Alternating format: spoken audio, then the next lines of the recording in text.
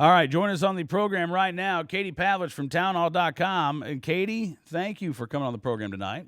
Thank you. So excited to be here. Big day. Yeah, absolutely. Huge day. So, the day began. All of us were aware of this meeting that lasted about 20 minutes last night. Attorney General Holder walking in without any documents, walking out without any sort of agreement. And then about 15 minutes before the hearing began today, we learned that President Obama is invoking executive privilege, and the documents that Eric Holder offered as recently as last week are all of a sudden privileged information, and they're off the table. The documents he offered as recently as less than 24 hours ago. Yeah. I guess 24 hours ago now, but the point is that this was a move by President Obama to save his man and to buy him time. Now, there's two options here. Forgive me if you've already gone through this. There's two options here. Either President Obama is trying to buy Attorney General Eric Holder by unnecessarily and using executive privilege in a false way to buy him time, and it may be overturned in the court system. Many presidents before have issued executive privilege, and it's gotten turned over. Bill Clinton did it, got turned over, I think it was 9 times. So anyway, the point is that, that would draw Eric Holder some more time as we get into the election, maybe push it past the election, right? Right. Or the White House actually knew more about Fast and Furious than they've ever been willing to admit. President Obama says he knew nothing about Fast and Furious, despite, the timelines not adding up. But let's remember that the White House has their fingerprints all over this thing, even before today. At least 3 national security advisors at the White House, including President Obama's senior advisor to Latin America, was getting emails and maps about Fast and Furious. So that's where we are with this now. Right. Yeah, absolutely. And again, we talked with Ken Klukowski from Breitbart last hour, and he said the type of executive privilege that Barack Obama is claiming today does not necessarily mean that he's trying to protect communication between the White House and the Justice Department, although it doesn't preclude it either. So again, we don't know. This is one of the reasons why Representative Ice, in addition to these documents, said, look, okay, so he'll agree to a certain subset of documents, but he said, I want a summary of the other material so that I know what we're not getting. It's not enough to just get what the Justice Department wants to give you. You have to know what else is out there so that generally speaking, what this universe of documents contains. Right, exactly. And let's not forget that that Chairman Issa, as of yesterday, narrowed his search from 70,000 to 1,300, and yet the Justice Department could not deliver. And what does that say? It says that it's time to look at motive here. It's time to look at why and what does the Attorney General have to hide. If he had nothing to do with Fast and Furious, if this wasn't a problem that he was involved in, why won't he hand over 1,300 documents? That's nothing, right?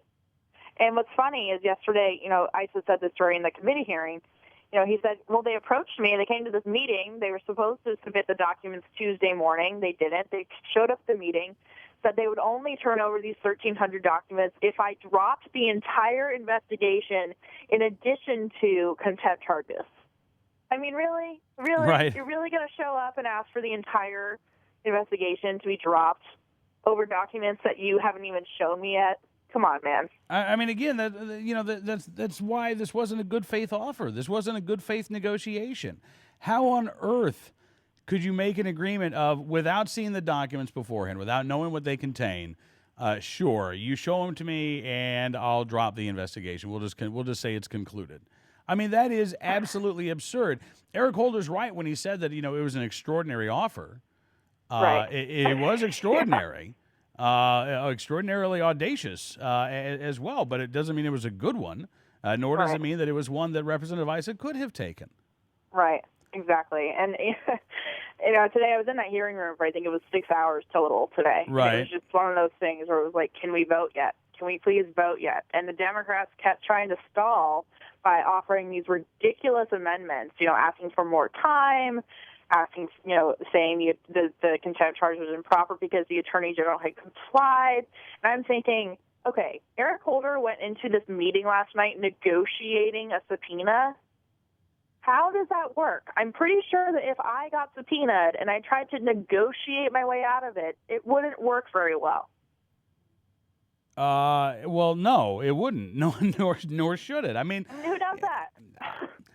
Again, I mean, looking at this, and it's so sad because, the Attorney General has proclaimed that, this entire investigation is just election year politics when this could have been wrapped up before President Obama actively started campaigning. They could have asserted executive privilege back when the subpoena was first issued in October and saved a lot of people a lot of time and trouble here. Well, and that was another thing that was really interesting to me today. Democrats on the House Oversight Committee were saying that they wanted a log of how much it was costing taxpayers to investigate this thing. And I'm thinking, wow, so for the first time ever, you guys are concerned about how much it's costing the taxpayer to investigate this scandal. You're not asking how much money ATF sent trafficking guns to narco criminals south of the border. You're not asking how much the Inspector General is getting paid to cover up this scandal. You're not asking how many hours of in taxpayer dollars are being spent compiling these documents in the Justice Department. You're not asking how much it's costing taxpayers, for the Oversight Committee to continue their investigation into this because the Justice Department has been stonewalling. You're not asking how much it costs to print thousands of pages on black redacted ink, with black redacted ink on the entire page. I mean, we really want to go there with the cost thing? Yeah, that was a weird one. And again, what we've seen, and it reflects so badly on the Democrats on this panel. They want to talk about anything but Fast and Furious. Holder at least says, yes, there were major problems.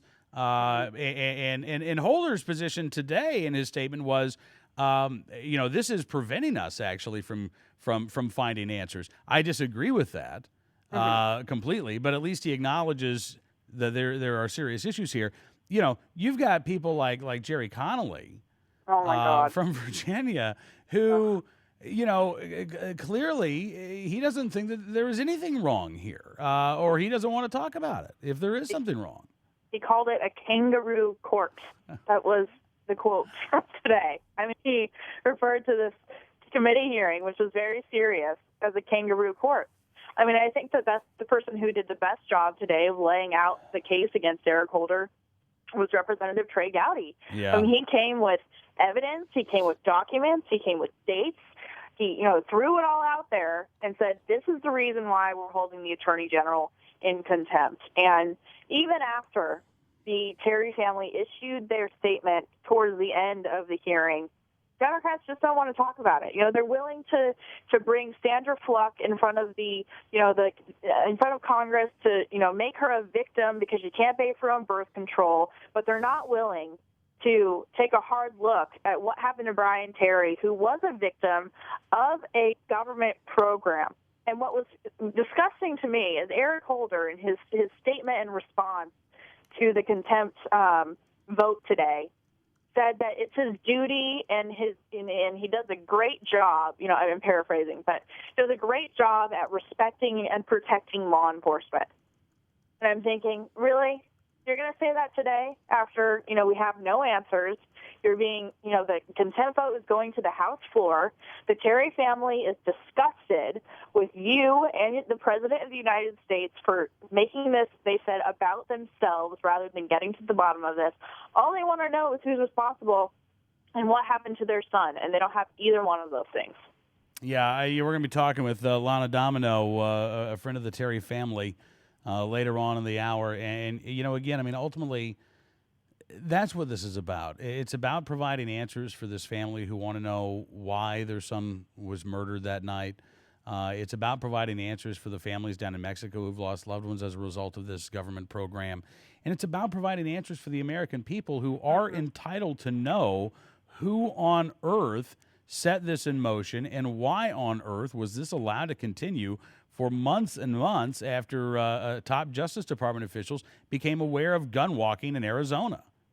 Well, and also, Cam, I mean, people now, the argument is this is going to look bad for Republicans. This is a bad move politically. There is a difference between right and wrong in this country, and Americans still value that. I don't care if the Democrats want to be political about this, because they have been. Of course, there's going to be political consequences on both sides because we're in Washington, D.C. Everything involves politics. But the fact is, this is a case, and all the evidence shows that this is a case about right versus wrong. And it's very clear, especially after today, who's on the side of right. Talking with Katie Pavlich from townhall.com. Katie, thank you again for coming on the program, and look forward to doing this again soon. Yeah, we'll talk to you soon.